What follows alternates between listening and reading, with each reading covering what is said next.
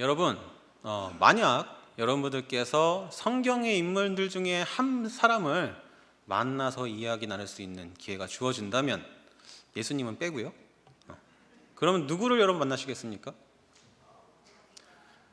바울 선생님 만나시겠습니까? 믿음의 조상 아브라함 만나시겠습니까? 저는요, 개인적으로 다윗을 만나고 싶습니다. 제가 어렸을 때부터 지금까지 가장 흠모하는 마음속으로 좋아하는 성경 인물이 다윗이기 때문에 그런데요, 저는 왜 하고 많은 성경의 인물들 중에서도 다윗을 좋아하게 되었는가? 그 이유는 다윗이 이스라엘 역사상 가장 위대한 왕이었기 때문도 아니고, 그가 어려서부터 골리앗을 물리칠 만큼 용맹함을 가졌던 용사이기 때문도 아니라, 다윗의 삶 속에, 그리고 다윗의 고백을 통해서 제가 큰 위로와 도전을 받을 수 있었기 때문입니다. 여러분, 다 함께 따라해 주시기 바랍니다. 위로와 도전. 감사합니다. 다윗의 삶을 한번 생각해 보시면요, 그의 삶에는 환난과 고통의 시간들이 참 많았습니다. 사울에게 미움을 받아서 도망자 신세가 되기도 했고요, 또 노년의 왕이 된 이후에도 압살롬 아들의 반역 때문에 다시 한번 도피 생활을 하기도 했죠. 그리고 잘 아시는 것처럼 다윗은 자기 부하의 아내 밧세바를 탐하다가 그만 우리아를 사지로 내몰아 죽이기도 하는 이런 범죄를 저지르기도 했습니다. 그래서 하나님께 큰 징벌을 받기도 했습니다. 이와 같이 다윗의 삶은 가만히 생각해 보면 모든 사람이 다 존경할 만큼 흠이 없고 완벽한 그런 삶이 아니었습니다. 그의 삶에는 결코 평탄하지 않은 굴곡과 심한 어떤 역경들이 많이 있었습니다. 그런데 저는 이런 다윗의 삶 속에 존재했던 그의 연약함과 이런 아픔들을 보면서 한편으로는 위로를 받곤 했습니다. 그렇게 위대한 저 다윗조차도 저렇게 큰 잘못을 하기도 하는구나. 하지만 하나님은 다윗을 끝까지 버리지 않으셨구나.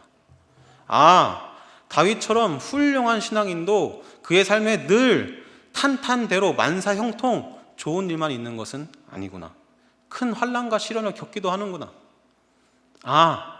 나에게만, 우리 가정에게만 이런 아픔과 고통이 있는 것은 아니구나. 열심히 신앙생활을 해도 이스라엘에서 가장 믿음이 좋았던 저 다윗조차도 때로는 광야로 쫓겨나서 곤고한 시간들을 홀로 보내야 했구나. 여러분, 저는 모태신앙으로 태어나서 열심히 신앙생활을 했습니다. 그래 보이지 않나요? 우리 어머니로 말할 것 같으면 예나 지금이나 늘 기도하고 예배드리시는 것을 삶의 낙으로 여기시는 분입니다. 저보고 항상 기도하고 있니? 말씀은 잘 읽고 있니? 안부 인사로 물어보시고요. 저희 아버지는 일절 술 담배는 안 하시고 취미생활이 목사님들 설교 듣는 거, 그리고 늘 교회학교 교사, 성가대 봉사하시면서 지금도 100주년 기념교회에서 성가대 봉사하시고 장로님이십니다.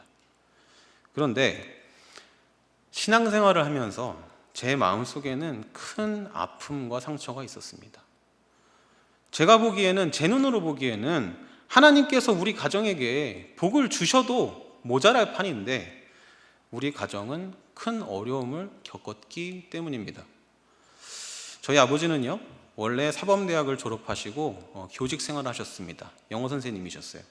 그런데 아마도 계속 교직에 계셨으면 교감, 교장 하시고 지금 은퇴하셔서 편하게 노후를 보내고 계셨을 것인데, 젊은 시절에, 그 혈기 왕성하던 시절에 교직 생활을 못하겠다 그만두시고 학원을 차리셨습니다. 사업을 하신 거죠. 그때가 제가 어렸을 때인데, 그 당시만 하더라도 이제 우리나라 사교육 시장이 막 이제 붐이 일어날 때라 처음에는 원생들이 많았어요. 제가 그래서 우리 집이 부자 되는 줄 알았습니다.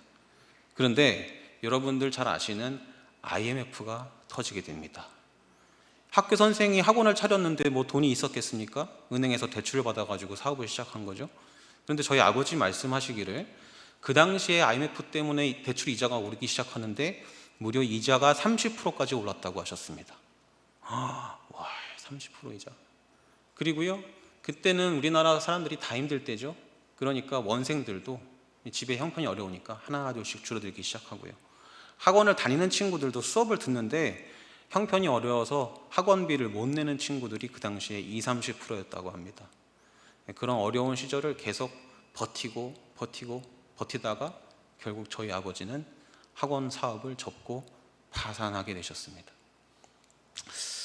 그 시절이 제 나이 13살, 초등학교 6학년 때의 일입니다. 우리 아동부 아이들 나이 많은 시절이죠. 여러분 혹시 빨간 딱지라고 들어보셨나요? 예, 법원에서 채권 추심이 들어오는 겁니다. 채권자가 빌려준 돈을 갚지 못할 것 같자 법원에 신청을 해서 압류가 들어오는 거죠. 그래서 법원에 사람들이 집에 막 들이닥쳐가지고 막 가구마다 빨간 딱지를 붙이는 거예요. 그런데 어린 마음에 제가 그 광경을 보는데 얼마나 놀라고 무섭던지, 학교 갔다 와서 학원을 가야 되는데 가슴이 벌렁벌렁하고 막 두근두근 하는데 심장 소리가 쿵쾅쿵쾅 귀에서 막 울려가지고 무서워서 학원을 갈 수가 없었습니다. 그래서 학원 가는 길 건물에서 차마 학원에 들어가질 못하고 화장실에 혼자 서서 눈물을 뚝뚝 흘리다가 집에 돌아갔던 기억이 아직도 생생합니다. 누군가 이렇게 말을 하더라고요. 눈물 젖은 빵을 먹어보지 않은 사람과는 인생을 놀아지 말라고. 그런데 제가 이렇게 말씀드리겠습니다. 차 앞 딱지가 붙어보지 않는 사람과는 인생을 놀아지 마라. 아버지의 사업 실패와 이로 인한 경제적인 어려움, 이것이 저의 인생에 있어서는, 저의 신앙생활에 있어서는 큰 환난과 곤고함이었습니다. 그리고 또 하나의 아픔이 저와 저희 가정에 찾아오게 되는데요. 그것은 부모님의 이혼이었습니다. 아버지가 그렇게 사업에 실패하시고 그 다음에라도 절치부심하셔가지고 잘 일하셨으면 좋았을 텐데 그렇게 되지가 않았어요. 아버지께서는 계속 다른 사업에 도전하셨는데 사업하는 족족 다 잘 안 됐습니다. 뜻대로 되지가 않으셨고 그 과정에서 계속 이제 뭐 빚도 늘어나고 하면서 가정의 불화로 이어지게 되고 끝내는 제가 고등학교를 졸업하던 해에 두 분은 이혼을 하셨습니다. 지금이야 워낙 이혼 가정이 많아졌고요. 사회적인 인식도 좀 바뀌어서 여러분들 중에서는 뭐 그럴 수 있다 이렇게 생각하실런지 모르겠지만 20년 전에는요. 그 당시 저에게는 부모님께서 이혼하셨다는 것이 너무나 큰 아픔이고 상처고 불행으로 다가왔습니다. 어느 날 교회에서 사람들이 수군대는 소리가 들립니다. 아니 어떻게 그렇게 신앙생활 열심히 한다고 하더니 이혼을 해? 하나님이 짝지어준 것을 사람이 나눌 수가 없다고 했는데 어떻게 그럴 수가 있어? 그런 소리를 저들으라고 한 얘기는 아니겠지만 그걸 듣는 제 마음은 상처에 소금을 뿌리는 것 같은 억장이 무너지는 그런 아픈 순간들이 있었습니다. 근데 그럴 때요, 그 사람한테 제가 화를 냈어야 되는데 그 사람한테 화가 나는 게 아니라 하나님께 화가 나는 거예요. 하나님, 어떻게 우리 어머니 아버지가 그렇게 열심히 신앙생활을 했는데 나도 나름대로 열심히 하나님 옆에서 신앙생활하고 지금까지 달려왔는데 왜 우리 가정이 이런 아픔과 어려움을 겪게 하나님께서 내버려 두십니까? 제가 이제 신학을 하고 앞으로 목회할 건데 우리 어머니 아버지가 저렇게 되시는 게 하나님께 무슨 득이 있습니까? 제가 너무너무 화가 나고 속상해서 하나님께 막 이렇게 따져 물었습니다. 그래서 제 학창 시절의 기도 제목은 늘 똑같이 변하지 않는 두 가지가 있었습니다. 첫 번째는요, 우리 가정의 경제적 회복. 두 번째는 뭐겠습니까? 우리 부모님의 관계적 회복이었습니다. 이제 다시 다윗 이야기로 좀 돌아가 보겠습니다. 여러분 잘 아시는 것처럼 다윗은 어떤 사람이었을까요? 하나님을 모욕하는 골리앗 앞에서 이스라엘의 모든 내노라는 장수들 사울 왕이 두려워서 벌벌벌 떨고 있을 때 다윗은 혈혈단신 용감하게 그 앞으로 나가서 하나님의 이름으로 골리앗을 무찌른 사람 아닙니까? 너는 칼과 창과 방패로 내게 나아오거니와 나는 네가 모욕하는 만군의 하나님 여호와의 이름으로 내게 나아가노라. 아니 어떻게 소년이 그렇게 멋있는 말을 할 수가 있습니까, 여러분? 그러면서 골리앗을 무찔렀던 다윗. 그렇게 블레셋과의 전쟁을 승리로 이끈 다윗은요, 아이러니하게도 사울의 시기를 받고 목숨을 부지하기 위해서 도망쳐야만 하는 신세가 됐습니다. 여러분, 다윗의 입장에서 한번 생각해 보시기 바랍니다. 만약에 다윗이 뭘 잘못해서 그렇게 도망가야 했다면 억울하진 않았을 것 같아요. 그런데 다윗이 뭐 잘못한 게 있습니까? 내가 너무 믿음이 충만해가지고 하나님 말씀 따라가지고 저 나쁜 하나님 모욕하는 놈 혼내줬는데, 하나님 말씀 잘 믿어가지고 믿음이 충만했을 뿐인데 그것 때문에 미움을 받아서 내가 이런 일을 겪어야 되다니 얼마나 억울하고 분했을까, 이런 생각이 듭니다. 그런데 여러분, 놀라운 것은요, 다윗은 하나님을 원망하거나 불평하지 않더라는 것입니다. 그것이 저에게는 굉장히 큰 도전을 주었습니다. 제가 아까 위로와 도전 말씀드렸죠. 여러분, 다윗의 고백 잘 아실 겁니다. 여호와는 나의 목자시니 내게 부족함이 없다는 거예요. 내가 사망의 음침한 골짜기로 다닐지라도 해를 두려워하지 않을 것은 주께서 나와 함께 하시기 때문이다. 또 시편 3편에 또 다윗이 이렇게 고백합니다. 여호와여, 나의 대적이 어찌 그리 많은지요. 일어나서 나를 치는 자가 너무나도 많습니다. 그렇지만 천만인이 나를 에워싸 진친다 하여도 내가 두려워하지 않겠습니다. 다윗이 이렇게 고백하고 있습니다. 그래서 저는 생각하기를, 다윗은 어떻게 저렇게 흔들리지 않는 한결같은 믿음을 가질 수 있었을까? 자기의 삶에 그렇게 많은 어려움과 시련과 고난이 닥쳐왔음에도 불구하고 언제나 하나님은 자기의 삶의 선한 목자가 되어주신다는 그 고백을 다윗은 할 수 있었을까? 그러던 어느 날 주일 아침이었습니다. 그날도 여느 때와 다름없이 저는 주일 예배를 드리고 있었는데요, 그날 이 찬양을 부르게 됐습니다. 혹시 이 찬양을 아시는 분들은 함께 불러주시기 바랍니다. 어떤 찬양이냐면요, 나의 힘이 되신 여호와여, 내가 주님을 사랑합니다. 주는 나의 반석이시며 나의 요새시라. 주는 나를 건지시는 나의 주, 나의 하나님, 나의 피할 바위시요 나의 방패시라. 나의 하나님,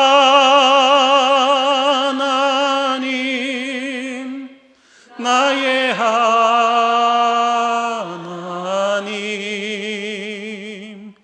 구원의 뿌리시요 나의 산성이라.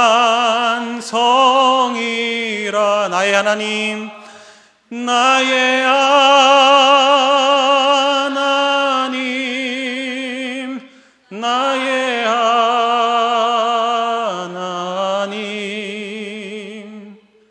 그는 나의 여호와, 나의 구세주.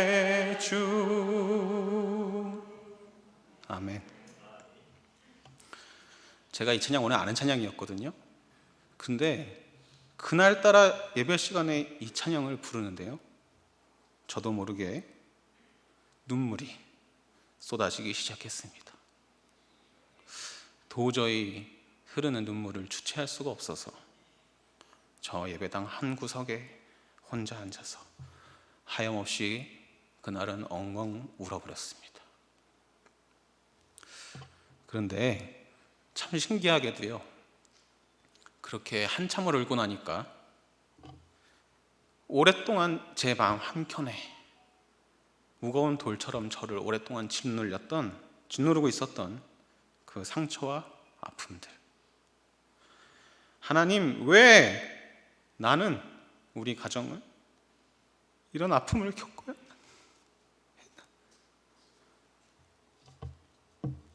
그 응어리들이 마치 눈 녹듯이 사르르 녹아내리는 놀라운 경험을 하게 되었습니다.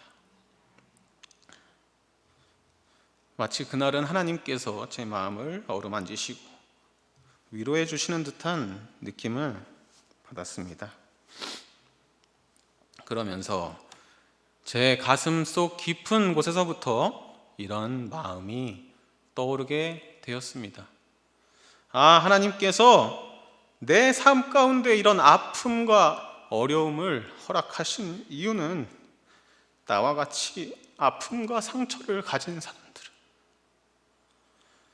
열심히 신앙생활을 했음에도 불구하고 실패와 아픔 겪고 넘어져 있는 사람들을 위로하고 일으켜 세워주라고 이런 아픔을 허락하셨구나 하는 마음을 고백할 수 있게 되었습니다. 오늘 설교 제목이 나의 고백이죠. 어떠한 상황 속에서도 하나님은 내 삶의 선한 목자가 되어주신다.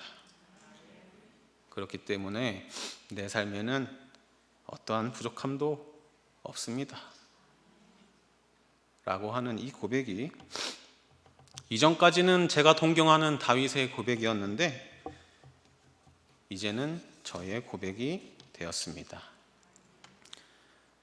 나의 삶 가운데 아무리 어렵고 힘든 일이 있을지라도 때로는 내가 그 이유를 이해할 수 없다고 하더라도 하나님은 여전히 나의 반석, 나의 피할 바위시고 나의 힘이시고 나의 구원이시다라고 하시는 이 고백을 할 수 있게 해주셔서 저는 너무너무 감사합니다. 하나님께서 이 고백을 할 수 있도록 저를 지켜주시고 인도하셨기 때문에 오늘 제가 이 자리에서 여러분들을 만나뵐 수 있음을 고백합니다. 그리고 다윗의 고백과 저의 이 고백이 오늘 저와 여러분들 모두의 고백이 되실 수 있기를 예수님의 이름으로 축복합니다. 여러분, 우리를 향한 하나님의 사랑은 조건이 있는 사랑인가요? 조건이 없는 사랑인가요? 조건이 없는 무조건적인 사랑입니다. 그죠? 그러므로 저는 그렇게 생각합니다. 하나님을 향한 우리의 믿음도 조건이 없는 믿음이어야 한다고요. 세상의 논리로는 조건이 필요합니다. 사랑할 만한 짓을 해줘야 사랑할 수가 있고요. 믿을 만한 환경을 만들어 주셔야 믿을 수가 있는 것이 세상의 논리입니다.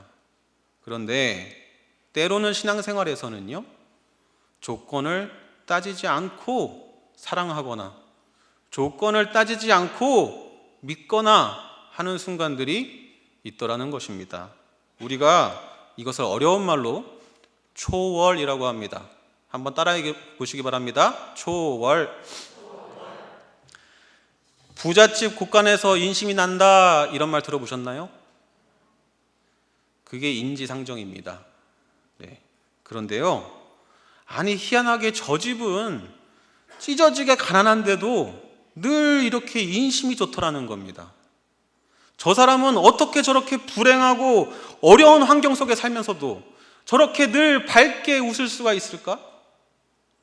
저 사람은 어떻게 내가 먹고 살기도 바빠 보이는데 그 와중에 늘 주변 사람들을 저렇게 잘 돌보고 섬길까?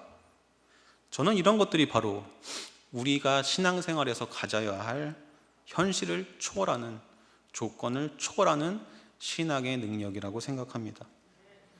사랑하는 대명교회 성도 여러분, 우리의 삶에 때로는 힘들고 어려운 일들, 도저히 나의 생각으로는 이해할 수 없는 시련을 겪게 될지라도 오늘 다윗의 이 고백처럼 흔들리지 않고 굳건하게 주님을 바라보고 주님을 신뢰하며 늘 감사와 찬양을 올려드릴 수 있는 저와 여러분들이 되시기를 예수님의 이름으로 축원합니다.